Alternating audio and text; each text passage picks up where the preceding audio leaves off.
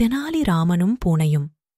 நீதிமன்றத்தில் ஒருமுறை எந்த விலங்கு புத்திசாலி என்பது விவாதத்தின் தலைப்பு. பூனை மிகவும் புத்திசாலி மற்றும் புத்திசாலி விலங்கு என்று ஒரு அமைச்சர் உறுதியாக கூறினார். அவருடைய கருத்தை அனைவரும் ஏற்றுக்கொண்டனர்.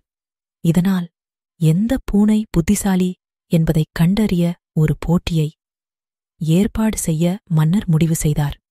எனவே அனைத்து அரண்மனைக்காரர்களும் தங்கள் பூனைகளை மறுநாள் கொண்டு வரும்படி கேட்டுக்கொள்ளப்பட்டனர்.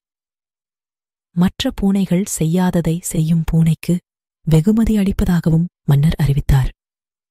இறுதியில் போட்டி நடத்தப்பட்டது. ராஜா ஒரு தங்கத்தட்டில் பால் கொண்டு வந்தார்.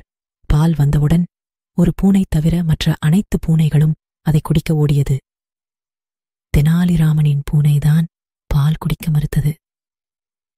தெனாலிராமன் தன் பூனை மற்ற பூனைகள் செய்யாததை செய்துவிட்டதால் தனக்கு வெகுமதி அளிக்கும்படி மன்னனிடம் கேட்டான். அதனால் தெனாலிராமனின் பூனையை வெற்றி பெற்றதாக மன்னர் அறிவித்தார். பின்னர் அரசர் தெனாலிராமனிடம் பால் குடிக்காமல் இருக்க பூனைக்கு எப்படி பயிற்சி அளித்தார் என்று கேட்டார். தெனாலிராமன் தன் பூனை ஒருமுறை தற்செயலாக சூடான பாலை குடித்து நாக்கை எரித்தது என்று விளக்கினார். அப்போதிருந்து பூனைக்கு எப்போதும் பால் பயம்.